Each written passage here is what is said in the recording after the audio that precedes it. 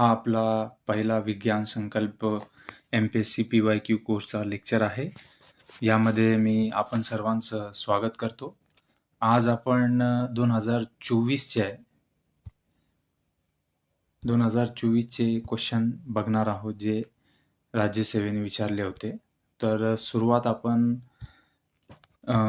या गोष्टीपासून करूयात की या कोर्समध्ये जसं मी इंट्रोडक्शन पार्टमध्ये सांगितलेलं आहे की ज्या पद्धतीने आपण पुढं जाणार आहोत ते तर तुम्ही बघितलंच असणार. जर तुम्ही ते बघितलेलं नाही तर तो व्हिडिओ आधी बघा, म्हणजे तुम्हाला अंदाज येईल की कशा पद्धतीने आपण जाणार आहोत. सेकंड थिंग, हा कोर्स जर तुम्ही यूट्यूबवर बघत असाल तर या कोर्सचा पहिला लेक्चर यूट्यूबला फ्री आहे.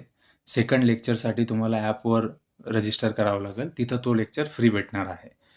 थर्ड थिंग, जर तुम्ही हा लेक्चर ॲपवर बघत असाल तर इमिजिएट या लेक्चरनंतर लेक्चर 2 अपलोड होणार आहे आणि अपलोड झालेलं आहे तर तिथून ते तुम्ही बघू शकता. तर मित्रांनो, नो नॉनसेन्स अप्रोच घेऊन आपण पुढे जाऊयात आणि directly we will start with the question number 20. So question असा विचारला होता, याच्यामध्ये 21 नंबरचा क्वेश्चन आहे. कोणती अंतराळ संस्था भारताला सौर मिशन आदित्य L1 वर लक्ष ठेवण्यास मदत करते? Option A NASA, option B ESE, option C JAXA, option D Roscosmos. तर याचं इंग्लिशमध्ये उत्तर आहे. इंग्लिशमध्येही आपण प्रश्न वाचूया. Which space agency helps India in tracking the solar mission Aditya L1? So option A here is NASA, option B is ESA, that is European Space Agency, option 3 is JAXA and option D is Roscosmos. तर या प्रश्नामध्ये थोडंसं reflect करा की जो प्रश्न राज्यसेवेने हा विचारलेला आहे तर कुठंतरी हा करंट अफेअरमध्ये हा क्वेश्चन हा भाग येत होता, ज्याच्यामध्ये आपण आदित्य L1 मिशनवर काम करत होतो. आपली जी अंतराळ संघटना आहे इस्रो, त्याचा हा one of the most important project आहे. तर याच्यामध्ये एकच मिनटं. तर याच्यामध्ये जर याचं उत्तर ॲक्च्युली ESA आहे, that is European space agency. तर भारताला एक न्यूज तुम्हाला दाखवतो. ही न्यूज आणि युरोपियन स्पेस एजन्सीचा कटआउट आहे. याच्यामध्ये तुम्हाला क्लिअरली इट इज मेन्शन की ESA is supporting Aditya L1. So direct प्रश्न हा उचलण्यात आलेला आहे इथूनच की त्यामुळे इट इज सो इम्पॉर्टंट की तुम्ही जे वेब पेजेस आहे जसं की इस्रो, त्यानंतर युरोपियन स्पेस एजन्सीचं वेबसाईट झाली, जॅक्साची वेबसाईट झाली, या कंटिन्युअसली बघितल्या पाहिजे, कारण की तिथून डायरेक्टली प्रश्न फ्रेम होत असतो. तर याचं उत्तर आहे युरोपियन स्पेस एजन्सी. आणि मग जर आपण राहिला विचार तर दुसऱ्या ऑप्शनचा, तर तेही आपण बघून घेऊ. तर पहिला ऑप्शन होतं नासा. नासा तर सर्वांना माहिती आहे, it is a United States of America. ESA is for Europe, JAXA ही जपानसाठी आहे आणि रॉसकॉस्मॉस ही रशियन अंतराळसाठी प्रोजेक्ट बनवण्यासाठी किंवा प्रोजेक्टवर पाठवण्यासाठी काम करणारी संस्था आहे. सो फर्स्ट क्वेश्चन आपलं इथं कंप्लीट झालेलं आहे. तर या क्वेश्चनमध्ये काय बघितलं मित्रांनो आपण, तर 3 मुद्दे याच्यातून आपल्याला लक्षात येतात की पहिले, current affair oriented space agency आपल्याला बघायची आहे, ही झाली आपली थीम. सेकंड, आता जे ऑप्शन आपल्याला विचारलेले आहेत जसं नासा झाला, जॅक्सा झाला, ही रशियन आहे रॉसकॉस्मॉस, तर याच्याबद्दल यांनी आपल्या भारतासोबत कुठल्या प्रोजेक्टमध्ये टायअप केला आहे का, किंवा अपकमिंग इयर्समध्ये आपले कुठले प्रोजेक्ट आहेत का यांच्यासोबत, तर याच्यावर आपल्याला लक्ष द्यायचं आहे. तर हेही आता तुम्ही वाचून घ्यायचं आहे इंटरनेटला. L1 पॉईंट काय असतं, सोलार ऑब्झर्वेटरी काय आहे, आपण का करत आहोत, आदित्य नाव actually it is one of the synonym for sun, तर त्यावरूनही कधी कधी अंदाज लागतो. तर अशा पद्धतीने तुम्ही वाचा, ही थीम कव्हर करा, त्याचे नोट्स बनवा. तसं ही PDF तुम्हाला मिळणारच आहे. वारंवार या क्वेश्चनमधून गेल्यानंतर कुठंतरी आपला ॲप्टिट्यूड डेव्हलप होत असतो. सो सेकंड क्वेश्चनला जाऊयात.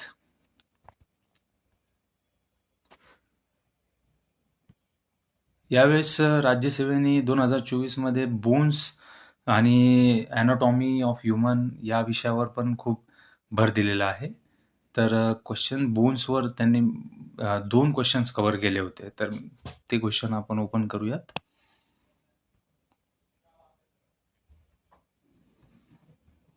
येस, दिस इज ॲक्चुअली माझा एक कलीग आहे, तो डॉक्टर आहे आणि हा क्वेश्चन त्याच्याकडून सुद्धा चुकला होता. हा क्वेश्चन 63 नंबरचा त्याच्या सेटमध्ये होता. तर कधी-कधी जर आपण व्यवस्थितपणे क्वेश्चन वाचला नाही आणि एक्झाम सेंटरमध्ये काम माइंड ठेवलं नाही, तर कुठेतरी ब्लंडर होतात आणि आपल्याला गोष्टी माहीत असून सुद्धा आपण चूक करतो. तर या क्वेश्चनमध्ये बघा, त्यांनी असं विचारलं आहे की match the following to express the general resemblance between bones and girdles, fore limb and hind limb. तर मित्रांनो, फोर लिम काय असतं आणि हिंड लिम काय असतं? तर जे अँटिरियर पार्ट्स अँटिरियर साईडला असतात, समोरच्या साईडला असतात, त्याला फोर लिम म्हणतो आपण. हिंड लिम म्हणजे जे बॅक साईड किंवा पोस्टिरियर साईडला असतात, त्याला हिंड लिम्स म्हणतो. तर मराठीत देखील आपण बघूयात. हात आणि पाय यांच्यातील हाड व सांधे यांच्यातील साधारण साम्य व्यक्त करण्यासाठी खालील जोड्या जुळवा. पहिला ऑप्शन होता खांदा आणि सांधा, ह्युमरस, कोपर, रेडिओ, अल्ना. इंग्लिशमध्ये वाचूयात. Shoulder joint, humerus, elbow, radius ulna. आणि लिस्ट 2 दिलेली आहे या साईडला. टिबिओ फिब्युला, नी, फीमर अँड हिप जॉईंट. याच्यामध्ये एक ट्रिक आहे मित्रांनो, एक कव्हर करून मी तुम्हाला त्याचं हे सांगतो. कधी कधी जर आपण शांत चित्त असलो आणि काम पद्धतीने जर आपण क्वेश्चन वाचत असलो, तर आपल्याला गोष्टी दिसतात, ती गोष्टी रिफ्लेक्ट होतात आणि कुठंतरी क्वेश्चन आपल्याला म्हणतो की हे उत्तर बरोबर आहे. तर या ठिकाणी जर आपण बघितलं,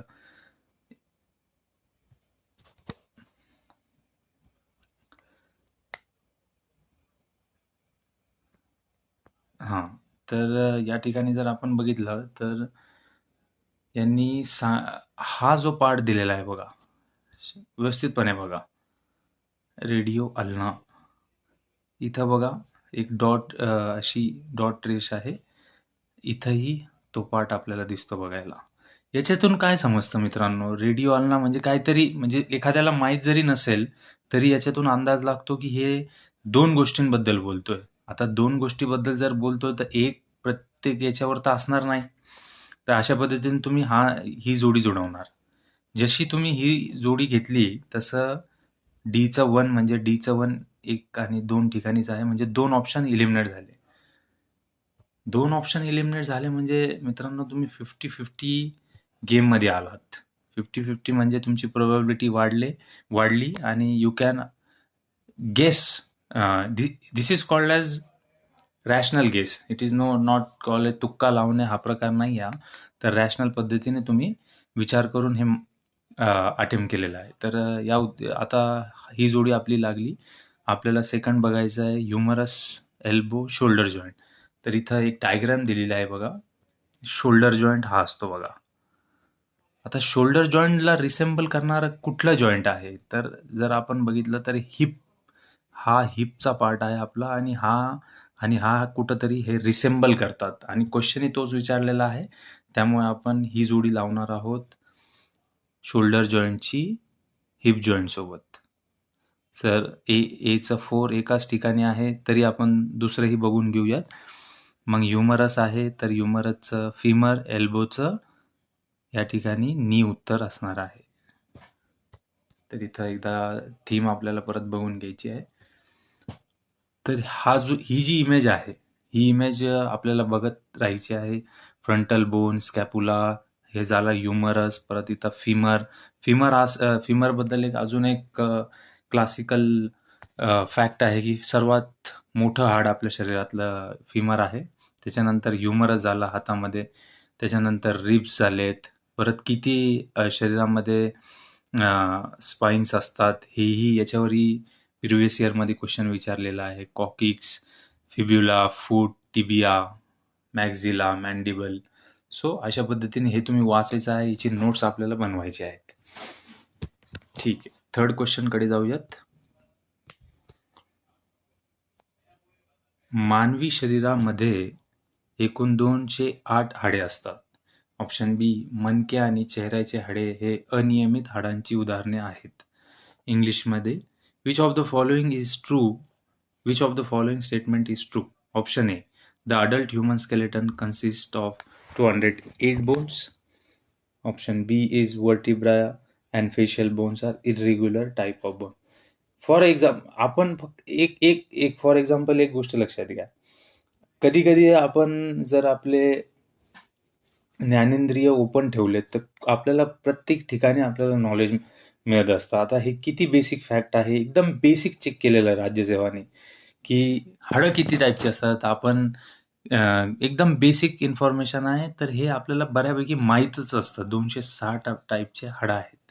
तर हे एक स्टेटमेंट हे एकदम चुकीचं दिलेले आहे आणि त्याला ऑप्शन आपल्याला काटायचं आहे. ए जिथं जिथं आहे ते कट झालं. परत आलात तुम्ही 50-50वर.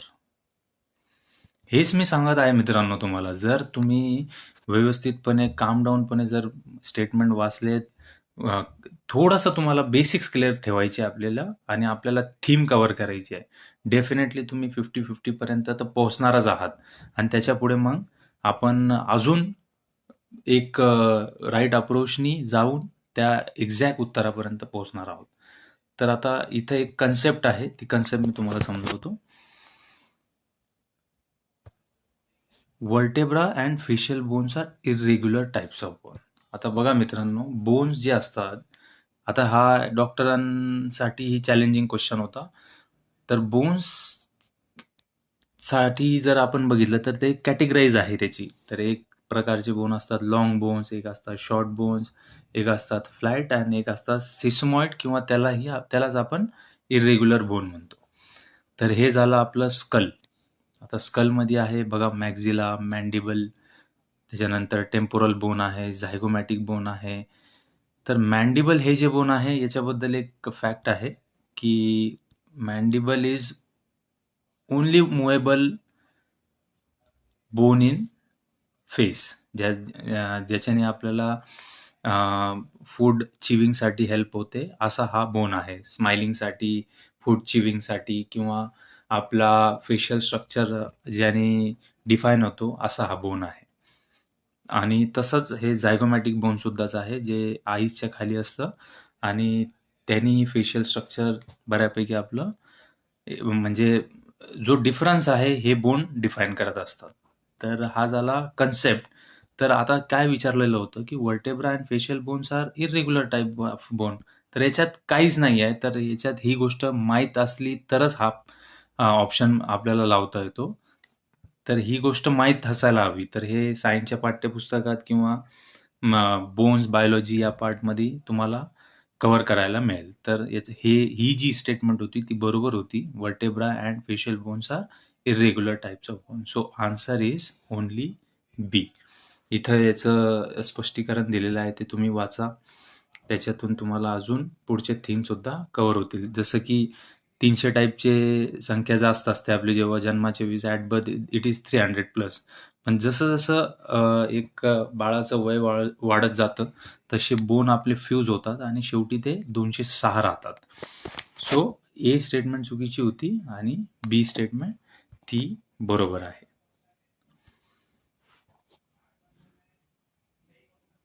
आपले आतापर्यंत 3 क्वेश्चन्स झालेले आहेत. आता पुढचा प्रश्न बघूयात. इथं आपल्या PDF मध्ये तो 20 नंबरचा आहे. डॅश हे तेल आणि चरबीमधले असंतृप्तता मोजण्यासाठी वापरतात. ऑप्शन ए, सावनीकरण मूल्य.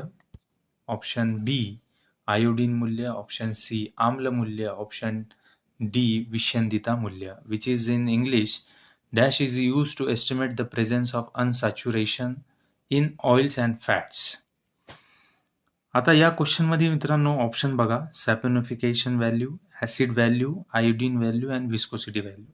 जर आपल्याला कन्सेप्ट माहीत असेल व्हॉट इज विस्कोसिटी. विस्कोसिटी हा एक इमेज दाखवतो तुम्हाला. ही झाली viscosity. High viscosity and low viscosity. तर विस्कोसिटी म्हणजे एक एक्झाम्पल समोर आणायचं हनीचं.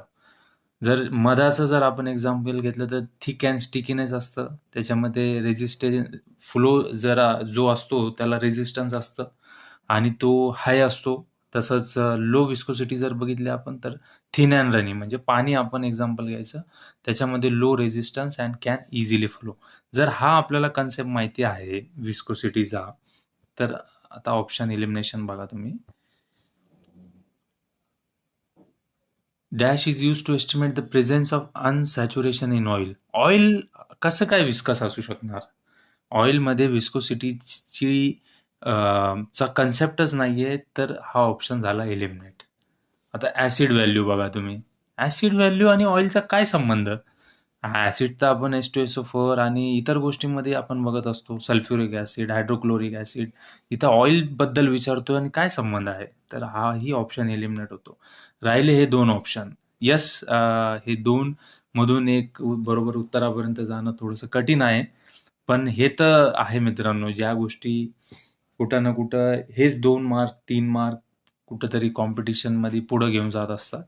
तर आता आपण या क्वेश्चनला डिसिफायर करणार आहोत. तर याचं ॲक्च्युली उत्तर आहे आयोडीन व्हॅल्यू. इथं हे ऑप्शन खाली झालेलं आहे. तर आयोडीन व्हॅल्यू याचं उत्तर आहे. तर आपण याचे डेफिनेशन बघूयात आता. नेमकं काय असतं आयोडीन व्हॅल्यू म्हणजे काय असतं नेमकं? तर ते अनसॅच्युरेशन जे फॅट्स आणि ऑइलमध्ये प्रेझेंट असतं त्याला मोजण्यासाठी एक व्हॅल्यू घेतली जाते आणि त्याला आपण म्हणतो आयोडीन व्हॅल्यू. आणि हे इथं हेच विचारत होतं आपल्याला की dash is use to estimate the presence of unsaturation in oils and fats. So the answer is iodine value. परत थोडंसं त्याचं डिस्क्रिप्शन जर आपण बघितलं तर हे कशासाठी मोजतात आपण? आता याच्या पुढचं जाऊन आपण विचार करतोय. तर आयोडीन व्हॅल्यू मेजर करतो आपण की फॅट्स आणि ऑइल्समध्ये किती सॅच्युरेशन झालंय, अनसॅच्युरेशन झालंय त्यासाठी. त्याच्यानंतर डिग्री ऑफ अनसॅच्युरेशन किती आहे, या गोष्टी सुद्धा मेजर करण्यासाठी त्याचा उपयोग होत असतो. तर दुसरे जे थीम आहे या क्वेश्चनमध्ये जसं सॅपोनिफिकेशन, ॲसिड व्हॅल्यू, विस्कोसिटी, हेही तुम्ही इथून वाचून घ्या. तर तरी आपण त्याला रिपीट करू की सॅपोनिफिकेशन काय करते? तर मोलेक्युलर वेट असतो आपल्याला माहिती प्रत्येक गोष्टीला. तर फॅटचं जे मोलेक्युलर वेट आहे ते कुठंतरी सॅपोनिफिकेशन व्हॅल्यूतून कळतं. त्याच्यानंतर आयोडीन व्हॅल्यूतून आपल्याला आत्ताच बघितलं की अनसॅच्युरेशन इन फॅट्स आपण बघतो. आणि ॲसिड व्हॅल्यू काय असते? तर फॅटी ॲसिडचं जे कंटेन आहे ते त्याच्यातून आपल्याला बघता येतं. विस्कोसिटी काय आहे? तर फ्लोचं थिकनेस आपल्याला बघायला त्या विस्कोसिटी या कन्सेप्टमुळे मदत होत असते. तर आपले टोटल आतापर्यंत 4 प्रश्न झाले. तर काय आपल्याला हेच दिसतंय मित्रांनो की जर आपण तिन्ही प्रश्न आपण जे बघितले त्याच्यात 50-50 पर्यंत आपण येत होतो आणि एकही क्वेश्चन तुमचा बरोबर आला आणि 2 तुमचे चुकले किंवा 3 तुमचे चुकले तर कुठंतरी तुम्ही नेट पॉझिटिव्ह मध्ये असतात. त्यामुळे आपल्याला जास्तीत जास्त अटेम्प्ट करायचा आहे हा भाग. सायन्सचा पूर्ण भाग आपल्याला अटेम्प्ट करायचा आहे आणि त्याच्यातून मॅक्झिमम आपल्याला मार्क्स मिळू शकतात. कारण की थोडंसं शांतपणे जर आपण वाचलं ना तर 50-50 पर्यंत आपण येत आहोत. तसं तुम्हाला इकॉनॉमीला नाही होणार कारण की इकॉनॉमीचं जर बघितलं, पॉलिटी बघितलं तर ते एकदम टेक्निकल गोष्टी असतात. येस ऑर नो तिथं आपल्याला गोष्टी माहीत पाहिजे. तर पुढचा आता प्रश्न बघूयात आपण.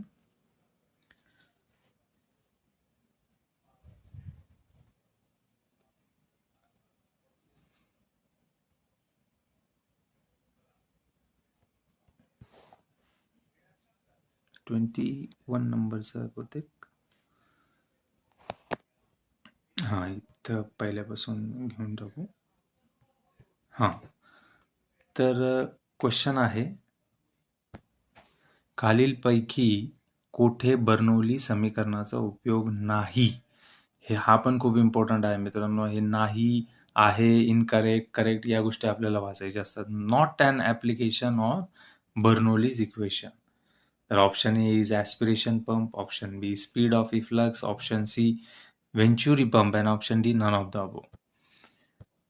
मला असं वाटतं की जेव्हा क्वेश्चन एक्झामिनर बनवतो तर बऱ्यापैकी त्याने अशा प्रश्नांमध्ये, इतके टेक्निकल प्रश्नामध्ये खूप कष्ट घेऊन त्यांनी उत्तर बनवलेले ऑप्शन्स बनवलेले असतात आणि याच्यातून कधी-कधी असं असतं, की जे मॅक्सिमम पॉइंट्स त्यांनी त्याच्यामध्ये कव्हर केलेले असतात. तर आता पी-वाय-क्यूचं जसं-जसं आपण ॲनालिसिस करू पुढच्या लेक्चरमध्ये, तिथं कुठं ना कुठं या लेक्चरचं आपलं कनेक्शन होणार आहे.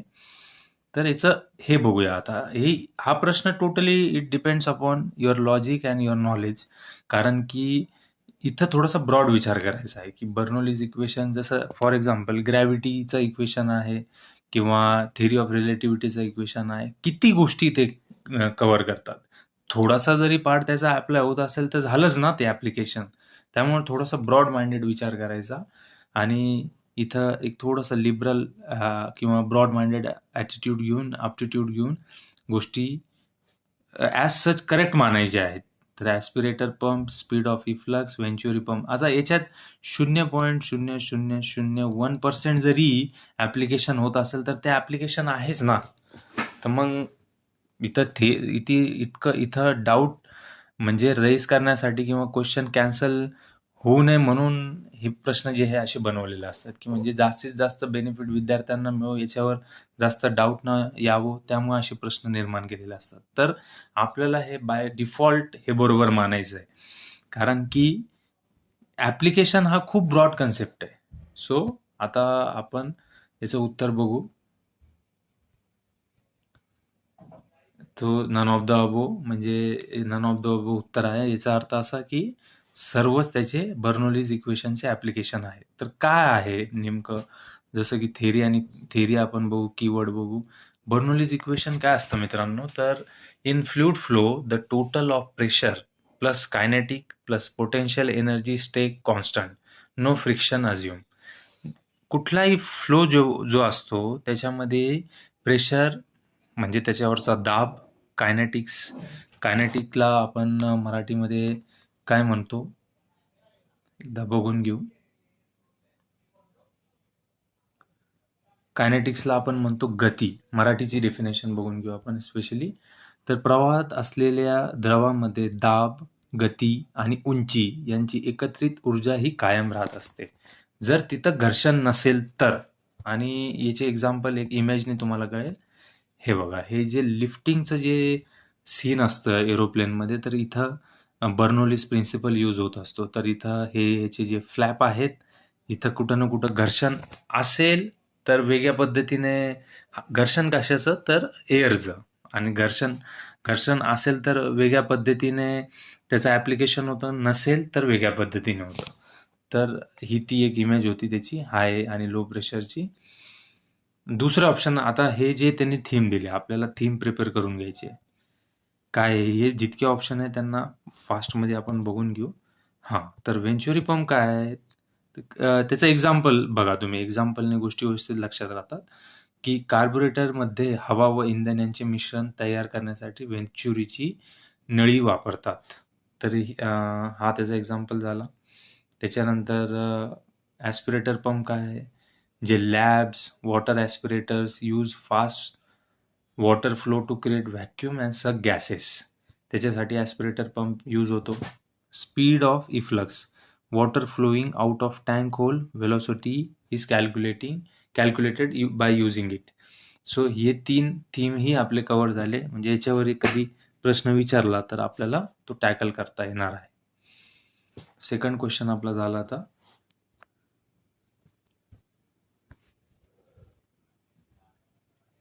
चलो अब नेक्स्ट क्वेश्चनकडे जाऊयात. आपल्या PDF मधला 5th नंबरचा क्वेश्चन. त्याच्यामध्ये 3 ऑप्शन दिलेले आहेत. 4 त्याचे अजून ऑप्शन दिलेले आहेत. म्हणजे इतका मोठा प्रश्न म्हणजे याच्यातून हे आपल्याला बघावं लागेल की किती आपली वाचण्याची स्पीड पण पाहिजे. 2 आवर्समध्ये आपल्याला 100 क्वेश्चन कव्हर करायचे आहेत आणि फास्ट रीडिंग कॉम्प्रिहेन्शन आपल्या किती चांगलं पाहिजे की या गोष्टी आपण 3 स्टेटमेंट वाचू, मग ठरवू की कोणचं राईट आहे, रॉंग आहे आणि मग हे 3 ऑप्शनपर्यंत पोहोचणार आहोत. तसा एक प्रो टिप देतो मी तुम्हाला. टिप अशी आहे की जितका मोठा प्रश्न,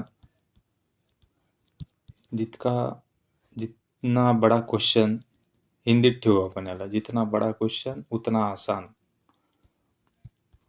घाबरायचं नाही बिलकुल. एकदम शांतपणे वाचायचं आणि त्याच्यातून आपल्याला उत्तरापर्यंत पोहोचायचं आहे किंवा मी उत्तरापर्यंत पोहोचेल ह्या ॲटिट्यूडने त्या क्वेश्चनकडे बघायचं. Let's see. याच्यामध्ये स्टेटमेंट बघा. पहिली स्टेटमेंट, आवाजाच्या प्रसारासाठी माध्यमाची गरज असते. ठीक आहे. सेकंड, आवाजाच्या वारंवारतेची हर्ट्झ हे एकक आहे. ठीक आहे. आवाजाची तीव्रता मोजण्यासाठी डेसिबल हे एकक आहे. एकदम फुलटॉस प्रश्न आहे मित्रांनो, आणि इथं फक्त आणि फक्त त्यांनी बेसिक्स चेक केलेले आहेत. तर पहिली स्टेटमेंट तर आपल्याला सगळ्यांना माहीतच आहे की यार, sound needs a medium to propagate. व्हॅक्यूममध्ये तर साऊंड आपल्याला ऐकू येत नाही. त्याचं उदाहरण देतो मी तुम्हाला. हे बघा, हे साऊंड ॲस्ट्रोनॉट कधी चंद्रावर बोलू शकत नाही, कारण की मीडियम नाही. एक ॲस्ट्रोनॉट हा दुसऱ्या ॲस्ट्रोनॉट सोबत बोलू शकत नाही. त्याचं रिझन असं आहे की तिथं व्हॅक्यूम आहे आणि साऊंडला मीडियम लागतो. त्यामुळे हे एक स्टेटमेंट आहे, नंतरसाठी लक्षात ठेवा. तर पहिली स्टेटमेंट आपल्याला एक्झॅक्ट माहिती आहे की यार यस, साऊंडसाठी आपल्याला मीडियम लागतो. तर yes, first statement is correct. कुठं कुठं आहे बघा, 1, 2, 3 ठिकाणी आहे. म्हणजे 3 ऑप्शन आपले आता राहिलेले आहेत.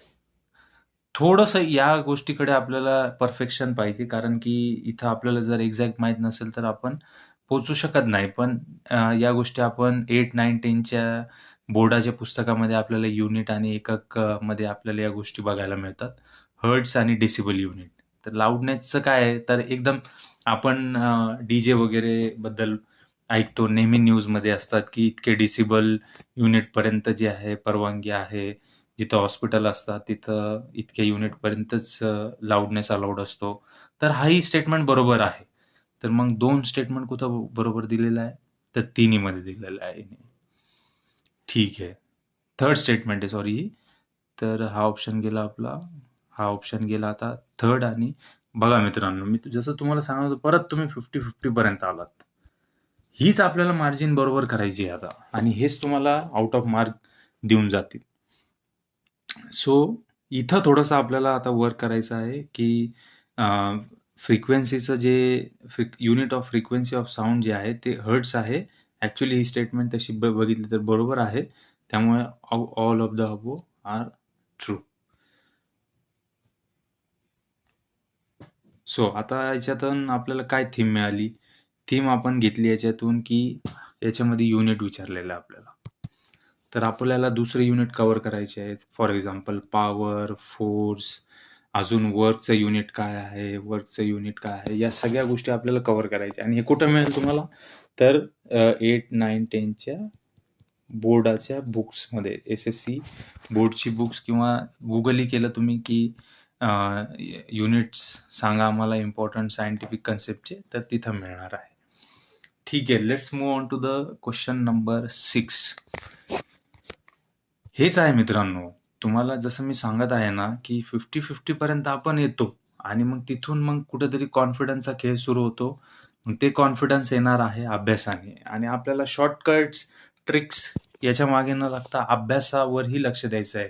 जसं-जसं तुम्ही अभ्यास कराल, तसं-तसं तुमचं अप्टिट्यूड वाढेल, गेस करण्याची तुमची पॉवर वाढेल, आणि हीच प्रोबॅबिलिटी तुम्हाला मॅक्सिमम मार्क्स मिळवून देईल. ठीक आहे. Let's move on to the question number 6. PDF चा 6 नंबरचा क्वेश्चन. खालीलपैकी कोणती तरंगलांबी पदार्थाच्या स्फटिक आंतररचना अभ्यासण्यासाठी वापरतात? ऑप्शन ए अतिनील तरंगलांबी, बी क्ष-किरण तरंगलांबी, सी गॅमा तरंगलांबी, अवरक्त तरंगलांबी. Which of the following wavelength are used to study the crystal structure of material? Option A ultraviolet, option B gamma rays, option C X rays, आणि ऑप्शन डी इन्फ्रारेड. आता बघा मित्रांनो, लॉजिकल आहे हा प्रश्न. तुम्हाला माहीत जरी नसेल ना, याचं उत्तर काढून दाखवतो मी तुम्हाला. आणि कसं काढता येईल आपल्याला. काय विचारत आहे, क्वेश्चन नीट वाचायचा. प्रश्न काय विचारतोय की कुठली वेव्हलेंथच्या साह्याने आपण एखाद्या मटेरियलचं क्रिस्टल स्ट्रक्चर बघू शकतो किंवा अभ्यासू शकतो. आता आपण एक्स रे बघतो, ठीक आहे. इन्फ्रारेड बघत, इन्फ्रारेड बद्दल आपल्याला माहिती आहे. एक इमेज दाखवतो तुम्हाला. ही झाली इन्फ्रारेड. ही झाली इन्फ्रारेड इमेज. हे कुठं वापरतात तर चेक इनसाठी, एअरपोर्टवर कोणी हत्यार वगैरे घेऊन चाललं असेल तर या इन्फ्रारेडमध्ये या सगळ्या गोष्टी कॅप्चर होतात. त्याच्यानंतर हे झालं अल्ट्राव्हायोलेट. हे तर बेसिक आहे की सूर्याच्या किरणामध्ये UV A, B, C अशी 3 हे असतात, रेडिएशन्स असतात. आणि याचं तर यार आपण जर या 2 ऑप्शनबद्दल बघितलं की इन्फ्रारेड हा प्रकार क्रिस्टल स्ट्रक्चर ऑफ मटेरियल तर बघण्यासाठी नाही होत यार. कारण की जिथं-जिथं इन्फ्रारेडचं ॲप्लिकेशन आहे तिथं-तिथं आपण बघितलं एअरपोर्टवर वापरतात, चेक इन बॅगसाठी वापरतात आणि एक हीट आणि जनरली एक स्ट्रक्चर बघण्यासाठी त्या गोष्टीचा यूज होतो. क्रिस्टल स्ट्रक्चर ऑफ मटेरियल म्हणत आहे. तर हा ऑप्शन गेला इन्फ्रारेड कट. अल्ट्राव्हायोलेट रेजमध्ये काय? सूर्यकिरणाचा उपयोग एखाद्या मटेरियलचं क्रिस्टल स्ट्रक्चर यूज करण्यासाठी कसं काय होईल? तर हाही ऑप्शन गेला. बघा परत आपण आलो आहे 50-50. तर इथं पुढं थोडंसं आपल्याला गॅमा रेजबद्दल माहीत पाहिजे होतं किंवा एक्स रेबद्दल जरी असतं थोडंसं माहीत. तर गॅमा रेज जे असतात ना मित्रांनो, हे मेडिकल फील्डमध्ये सपोज हे ब्रेन स्कल आहे एका पेशंटचं आणि त्याच्यामध्ये ब्रेन आहे. या स्कलमध्ये आपलं ब्रेन आहे आणि त्या ब्रेनमध्ये ट्यूमर आहे का? किंवा कुठली बिनाइन गाठ आलेली आहे, मॅलिग्नंट आहे, if there is any clinical symptom patient is having, headache, nausea. तर या गोष्टीसाठी जेव्हा त्याचं ॲनालिसिस केलं जातं, तर तिथं हा गॅमा नाईफ युनिटचा वापर करून ही गॅमा रेज टाकले जातात त्या पर्टिक्युलर भागापर्यंत. आणि मग तिथून आपल्याला कळतं की ट्यूमर वगैरे आहे किंवा नाही. आता हाही जरी ॲप्लिकेशन आपल्याला माहीत असता, तर आपण इथं डेफिनेटली पोहोचू शकतो की क्रिस्टल स्ट्रक्चर नाही. इथं क्रिस्टल स्ट्रक्चरबद्दल नाही. तर राहिला आता एकच option and that is option C, X ray wavelength. तर इथं आपण ती इमेज बनवलेली आहे की क्रिस्टल स्ट्रक्चर बघा. हा झाला बीम, एक्स-रेचा बीम इथं टाकण्यात आला. हे झालं सपोज एक क्रिस्टल घ्या. कुठले क्रिस्टल घ्या? सपोज ॲमेथिस्ट घ्या किंवा डायमंड घ्या किंवा टोपाज घ्या. हा झाला क्रिस्टल. आता याच्यातून एक्स-रे पाठवला आणि याच्यावरून इथून हे रेज इथं आले आणि आपल्याला त्याचा पॅटर्न, डिफ्रॅक्शन पॅटर्न आलं. स्कॅटर्ड एक्स-रेज आहेत आणि तिथून आपल्याला त्याचं क्रिस्टलाइन स्ट्रक्चर आपल्याला समजण्यास मदत होते. तर हा प्रकार आहे. सो मी तुम्हाला वारंवार सांगत आहे की थीम बघायची आहे आपल्याला. पूर्ण गोष्टी कव्हर होतात. आता आपल्याकडे काम काय राहिलं? ठीक आहे. आता काम काय राहिलेलं आहे आपल्याकडे? तर आपल्याला हे जे तिन्ही ऑप्शन आहेत त्याच्याबद्दल अजून थोडंसं होमवर्क करायचं. अल्ट्राव्हायोलेटवर बघा तुम्ही, PYQs बघा, मेन्सचे क्वेश्चनही बघा. त्याच्यामध्ये अल्ट्राव्हायोलेट खूप ऑप्शन्समध्ये यूज होतो. एक्स-रे खूप या ऑप्शनमध्ये होतो. तर यांच्याबद्दल आपल्याला आता वाचायचं आहे. तर आपण गुगल करणार, यूट्यूबवर पर्टिक्युलर ॲप्लिकेशन असं टाकणार, एक्स-रेज अँड इट्स ॲप्लिकेशन. राज्यसेवेचे PYQ मधून एक गोष्ट लक्षात येते की ॲप्लिकेशन बेस्ड प्रश्न खूप विचारलेले असतात. तर असं आपल्याला मूव्ह करायचं आहे. तर हे 2 क्वेश्चन झालेत आता परत आपले.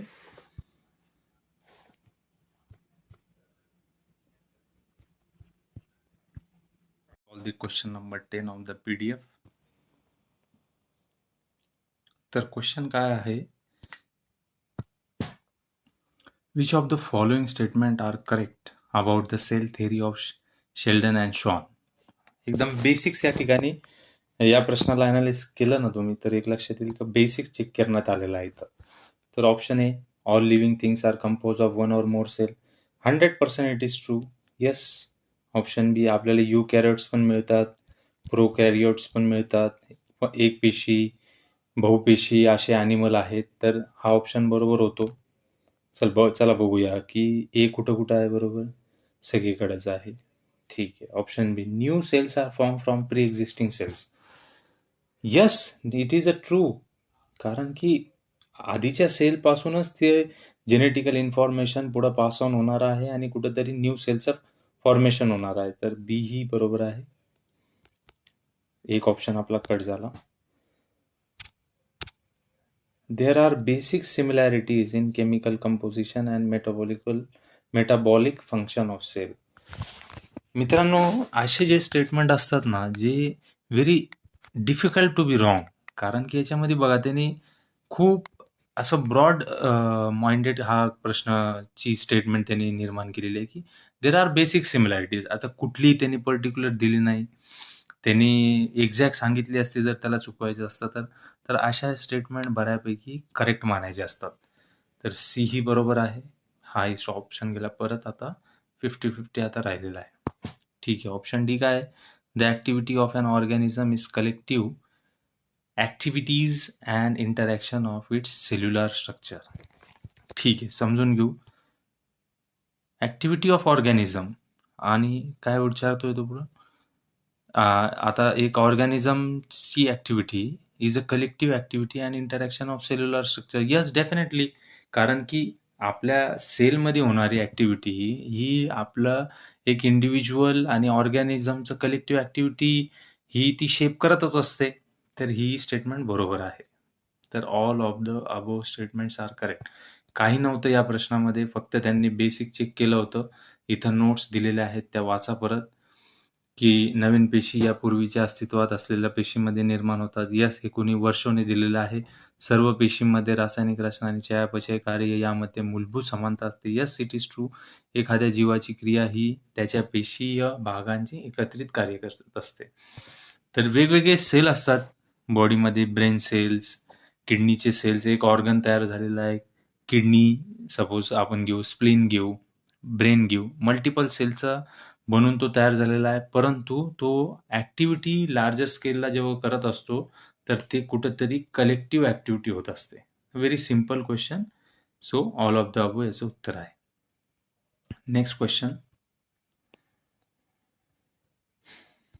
Yes. With respect to the structure of DNA, following four statements are made. Choose the two relevant statement. DNA is made up of two long chain of nucleotide coil in the helix around a central axis. DNA, option B, DNA is made up of two long chain of nucleoside coil around a central axis. Option C, the two chains are complementary to each other. So adenine that is always pair with thymine and cytosine with guanine. ATGC हा concept आहे हा. Sorry, yes, adenine, thymine, guanine, cytosine. ही statement बरोबर आहे मित्रांनो. कारण की ही जी pairing आहे ना, तर याच्यामध्ये ॲडेनिन हा आहे, हा थायमिन बरोबर पेर होत असतो नेहमी. गावनिन हा सायटोसिन बरोबर होत असतो आणि कधी कधी इथं रिप्लेस होऊन युरॅसिल येत असतं. तर सी आपण बरोबर मानणार आहोत. तर किती ऑप्शन राहतात आपल्याकडे सी बरोबर असलेले? दोनच ऑप्शन राहत आहेत. तर बी परत आपण 50-50 मार्जिनवर आलो. ठीक आहे. आता आपल्याला काय बघायचं, फक्त ए बरोबर आहे का डी? तर डी बघूयात. The two chains are not complementary to each other where adenine is paired with uracil and cytosine with guanine. तर याचं मराठीमध्ये बघूया आपण. या दोन साख्या एकमेकांशी पूरक नसून यामध्ये ॲडेनिन सोबत युरॅसिल व सायटोसिन सोबत गावनिन जोडलेले आहेत. कसं काय असणार हे? हे बघा, आता स्ट्रक्चर बघा. एक स्ट्रक्चर दाखवतो तुम्हाला. डीएनएचं त्याच्यामध्ये हे मिळेल आपल्याला. ॲडेनिन सोबत थायमिन, गावनिन सोबत सायटोसिन, हे झालं याचं डबल हेलिक्स स्ट्रक्चर आणि कॉम्प्लिमेंटरी आहेत. येस. सो सी जी स्टेटमेंट आहे ती तर बरोबर आहे. आणि ए स्टेटमेंट म्हणजे DNA is made up of two long chain of nucleotide coiled in a helix around central axis.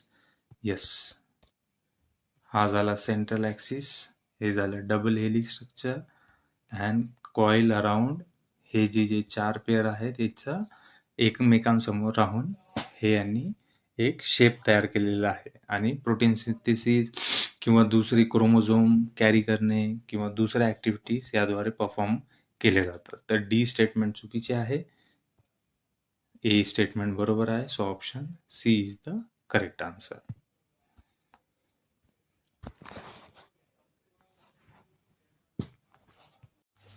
ठीक है, so let's move to the last question of our PDF. Question आहे, हिरोईन नावाचे अंमली पदार्थ तयार करण्यासाठी कोणत्या वनस्पतीचा अर्क लॅटेक्स वापरला जातो? ऑप्शन ए खसखसीचे झाड, ऑप्शन बी कोकाचे झाड, ऑप्शन 3 हेमचे झाड आणि option D bajra. Which plant extract LaTeX is used to prepare a narcotics called heroin? Option A poppy plant, option B coca plant, option C hemp plant, option D बाजरा. मित्रांनो, याच्यात trick आहे. एकदम basic पद्धतीने जर आपण विचार केला तर प्रश्न विचारतो हिरोईन बद्दल. आपल्याला प्रत्येकाला माहिती आहे, आपण न्यूजमध्ये वाचतो, मूवीजमध्ये बघतो, वेब सिरीजमध्ये बघतो, हिरोईन हे एक अंमली पदार्थ आहे. त्याने कुठंतरी, आणि इथं प्रश्नात देखील त्यांनी सांगितलेलं आहे की हे अंमली पदार्थ आहे. सो नशा करण्यासाठी वापरले जाणारे पदार्थ आहे. याचं उत्तर बाजरा कसा असू शकतं? ऑप्शन एलिमिनेट केला आपण. कोका प्लांट म्हणजे काय? तर कॉफी वगैरे ज्याने बनते. हाही उत्तर कसं काय? नशा थोडी होतो कॉफी पिल्याने. हा ऑप्शन गेला. राहिले फक्त 2 ऑप्शन. एकदम फुलटॉस प्रश्न आहे, एकदम फुलटॉस. या फुलटॉसवर 6च मारला पाहिजे तुम्ही. तर मराठीत स्पष्टीकरण आपण बघू. याची एक इमेज दाखवतो तुम्हाला. हे आहे बघा, पॉपीचा प्लांट, खसखस. याच्या थ्रू अंमली पदार्थ वापरले जातात. गोल्डन ट्रायंगल, गोल्डन क्रिसंटवर याची तस्करी होते आणि इल्लीगल मटेरियल आहे. कुठंतरी काही स्पेसिफिक औषधामध्ये वापरलं जातं. बट डिस्पाईट मेडिकल यूजसाठी थोडंफार पद्धतीने आहे. बट नार्कोटिक्समध्ये हिरोईन. आता या प्रश्नाचं उत्तर जर आपण बघितलं तर याचं उत्तर मिळतं आपल्याला पॉपी प्लांट. सो हे 2 ऑप्शन गेले. हेम प्लांट कडे न जाता आपण पॉपी प्लांट गेलो तर हे उत्तर आपलं बरोबर होतं. तर याच्याबद्दल आपण बघूया थोडंसं काय आहे बाबा. हिरोईन ही एक नार्कोटिक ड्रग आहे, ठीक आहे. त्याच्यामधून पॉपी प्लांटचा यूज करून त्याचं from the latex of the poppy plant हे बनवलं जातं. Heroin is chemically diacetyl morphine. हे लक्षात घ्या. कुठं पुढच्या वर्षी किंवा पुढच्या वर्षी त्याच्या हे केमिकल कंपोजिशन वगैरे विचारण्यात आलं तर तिथं मदत होईल. आणि it is derived from morphine which comes from poppy latex. So these are the questions. जर आपण बघितलं तर मेजॉरिटी ऑफ क्वेश्चन मी तुम्हाला जे दाखवले, whether it is question number 20 जो स्पेसचा होता, वेदर इट इज अ बोनचे जे 2 क्वेश्चन होते, तर कुठेतरी 50-50 करून आपण आन्सर एलिमिनेट करून पोहोचतोय. फक्त जे 2 ऑप्शन राहत आहेत तिथं आपल्याला थोडासा कॉन्फिडन्स आणि थोडंसं बेसिक्स नॉलेज गरजेचं आहे. तर हा आपला पहिला इंट्रोडक्शन लेक्चर होता 2024 च्या PYQचा. याच्यामध्ये अराउंड 10 ते 11 प्रश्न आपण डिस्कस केले. पुढचा पार्ट जो राहील याच्यामध्ये इतर राहिलेले प्रश्न आपण डिस्कस करणार आहोत. जर तुम्ही हा लेक्चर यूट्यूबवर बघत असाल तर याचा फ्री लेक्चर पार्ट हा आमच्या ॲपवर, राईटअप इन्स्टिट्यूट या ॲपवर जाऊन तुम्हाला मिळणार आहे. आणि कोर्समध्ये एनरोल असलेल्या विद्यार्थ्यांसाठी सेकंड लेक्चर याच्या नंतरचंच असणार आहे. त्यामुळे thank you so much for watching this. Learn a lot. खूप शिका आणि खूप अभ्यास करा. जिथं जिथं अडचण आहे तिथं आम्ही आहोत. आम्हाला अप्रोच करा. ज्याही गोष्टींची बद्दल तुम्हाला डाऊट्स आहेत, आपण सगळे ते क्लिअर करणार आहोत. तर मी कन्क्लूड करतो मित्रांनो हा सेशन. पुढच्या लेक्चरमध्ये तुम्हाला भेटूयात. Signing out. जय हिंद, जय महाराष्ट्र. थँक्यू.